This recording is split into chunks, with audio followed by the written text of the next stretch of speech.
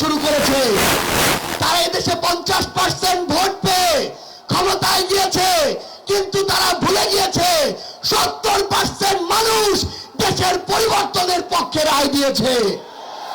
জনাব তারেক রহমান একটা বিষয় ভুলে গিয়েছে, একটা তিক্ত সত্য মনে করিয়ে দেই। এই বাংলাদেশে বিএনপি যে এবার ক্ষমতায় গিয়েছে, মানুষ জনাব তারেক রহমানের মুখ দেখে এবার ভোট দেয় নাই। মানুষ ভোট দিয়েছে মেজর জিয়াউর রহমানের ধানের শীষ দেখে। মানুষ ভোট দিয়েছে বেগম খালেদা জিয়ার আপসহীন নেতৃত্ব দেখে।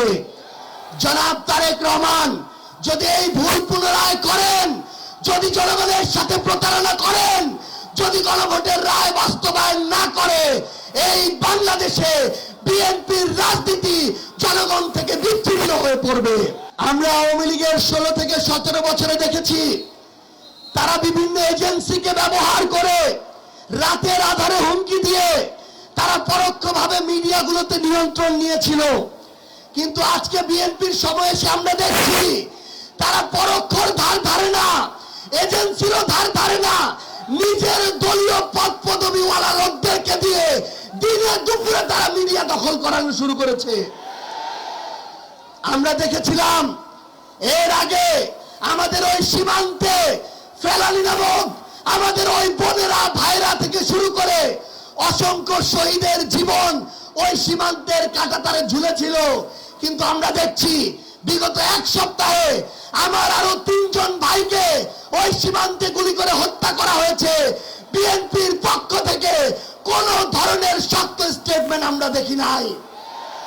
বিএনপির কাছে আমরা স্পষ্ট করে বলি, কোন দেশের কাছে, এজেন্সির কাছে, রাষ্ট্রের কাছে নিজেদের সার্বভৌমত্ব, সম্মান, আমাদের ভাইয়ের জীবন আমরা তাদের কাছে বন্ধক দিয়ে এই বাংলাদেশে কোনোদিন আমাদের রাজনীতি প্রতিষ্ঠা করতে পারবো না। আমরা দেখছি আবার নতুন করে চাঁদাবাজি শুরু হয়েছে।